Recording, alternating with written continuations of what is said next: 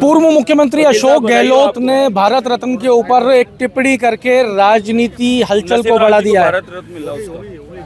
स्वामी जी, पूर्व मुख्यमंत्री अशोक गहलोत ने एक बयान दिया है। उन्होंने कहा कि एक साल में 3 भारत रत्न देकर सरकार भारत रत्न का राजनीतिकरण कर रही है। राजनीतिकरण तो भाई साहब आप लोग किया करते थे। आप अपने से इतना जो सम्मानीय पद और पदक था जिसको आप लोग अपना सोच समझ के देते तो ये आज स्थितियां न बनती। आप लोगों का तो इर्द गिर्द घूमता था खाली मम्मी बेटा और जी जी जिया जी तक, वही तक सीमित रह गए। अब देखिए आप ऐतिहासिक जिन्होंने हरित क्रांति का काम किया चौधरी साहब उनको, और ऐसे नरसिम्हा राव उनका भी जो काम उनको भी, तो इन लोगों का सोच तो राजनीति सोच से सोचते हैं। ये भारतीय जनता पार्टी की केंद्र की सरकार है।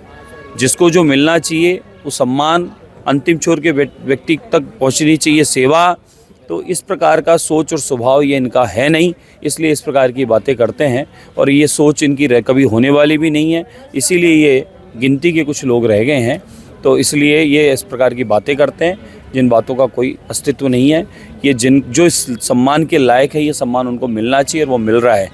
पहले कुछ परंपरा रही होगी इस प्रकार की कि हो सकता है कुछ सोच समझ के न करते हुए इच्छा अनुरूप करते होंगे।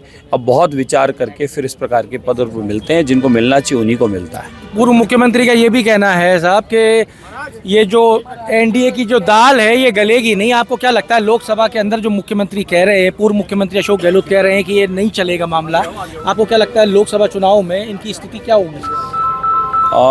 उन्होंने कहा है ना कि पूरे देश में, खुद ने तो कहा है पूरे देश में इनकी जो कांग्रेस और कांग्रेस के मित्रों की सबके मिला के कुल 15 सीटें आएगी, इन्होंने कहा है ना। तो इनकी 15 आएगी तो बाकी जो बच गई है वो सारी हमारी आएगी। तो ये मान लो इनकी तो 15 बता रहे हैं, पूरे खुद ही बता रहे हैं कि 15 आएगी, यानी 15 पूरे भारत में इनकी आएगी सब मित्रों की मिला के। तो और बाकी की सारी भारतीय जनता पार्टी और उनके मित्रों की आएगी।